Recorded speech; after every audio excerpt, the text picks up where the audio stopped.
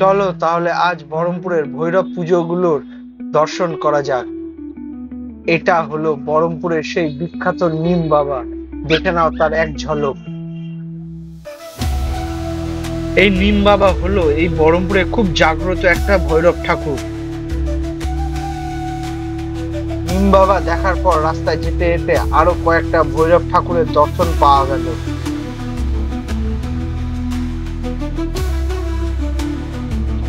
এই হনুমানজিটিকে কত সুন্দর করেছে দ্রোণাগিরি পর্বত হাতে নিয়ে দাঁড়িয়ে।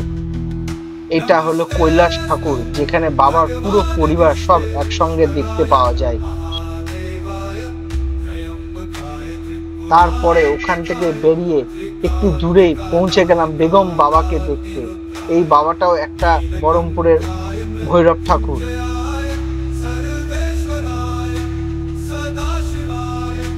তারপরেই দেখতে চলে গেলাম এবারে বহরমপুরের সবচেয়ে কিউট শিব ঠাকুরকে। এত কিউট করেছে যে তোমাদেরকে বলে বোঝাতে পারবো না, সামনে থেকে দেখলে তবে গায়ে বুঝতে পারবে। কি মিষ্টি মুখটাই না করেছে, তাই না?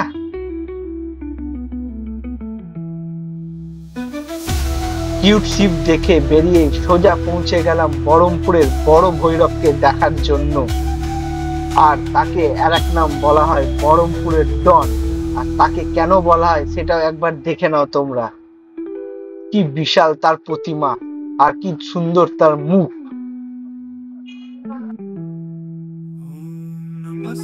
সেখান থেকে বেরিয়ে রাস্তার ধারে একটা বজরংবলীকে দেখতে পেলাম। এই প্রতিমাটাকেও ভালো করেছিল।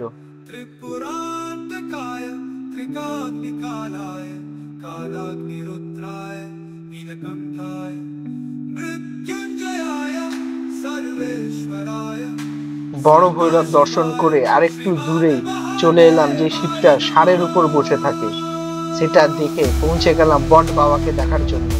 এটা হলো সেই বিখ্যাত বট বাবা।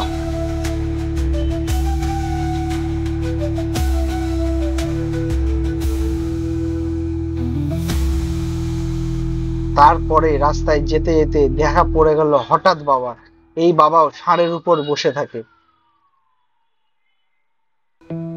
হঠাৎ বাবাকে দেখে রাস্তায় যেতে যেতে পড়লো একটা হনুমানজি। তারপরে দেখতে পেলাম আর একটা কিউট বাল গোপালকে। কি সুন্দর তাকে লাগছে।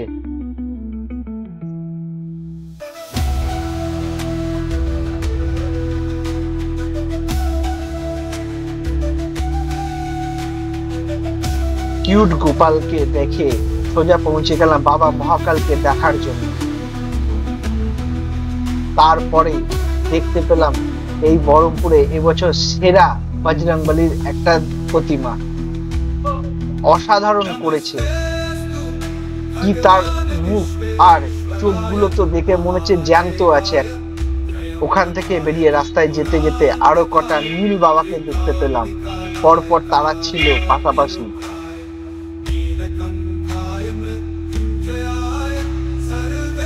তারপরে দেখতে পেলাম শিবের আর একটা মহাকাল রূপী প্রতিমা। এই প্রতিমাটাকেও অসাধারণ লাগছিল।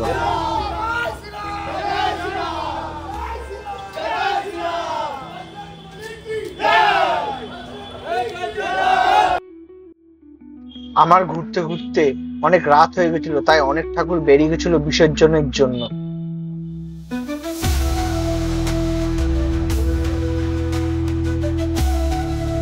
দেখে নাও শিব কালীকে পাশাপাশি।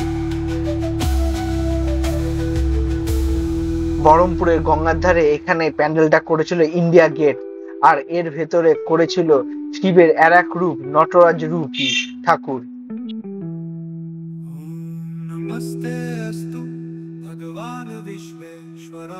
আর একটা মহাদেবের প্রতিমা দেখতে পেলাম কালো ভৈরব। সেটা দেখে পাশেই করেছিল সিংহের সাথে শিব, ছোট্ট শিব একটা।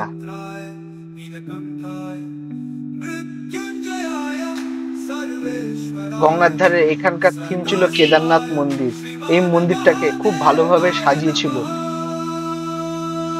মন্দিরের সামনে বসে আছে মহাদেবের নন্দী, আর মন্দিরের ভেতরে বসে আছে মহাদেব ষাঁড়ের উপর। এখানেই আজ শেষ করছি আমার ভিডিওটা। ভিডিওটা ভালো লেগে থাকলে লাইক, শেয়ার, সাবস্ক্রাইব করতে ভুলবেন না।